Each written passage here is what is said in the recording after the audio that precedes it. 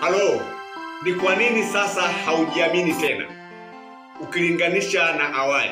Ni kitu gani kimekufanya sasa hivi huwezi kujiamini kila unachotaka kukifanya kwa mikono yako, kwa akili yako, ili utoke sehemu moja kwenda nyingine, aidha kwenye mafanikio zaidi, lakini umekuwa haujiamini tena?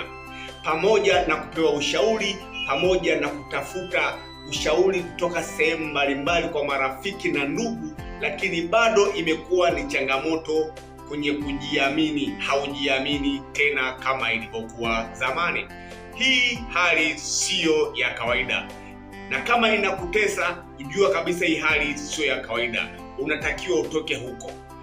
Karibu tuwasiliane, tushauriane. Nifuatilie YouTube, TikTok, Facebook na Instagram.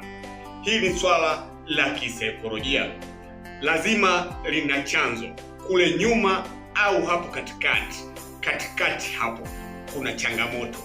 Je, na wewe haujiamini tena siku hizi kufanya shughuli zako? Je, na wewe haujiamini tena kufanya shughuli zako binafsi na ukahakikisha unakwenda kupata mafanikio?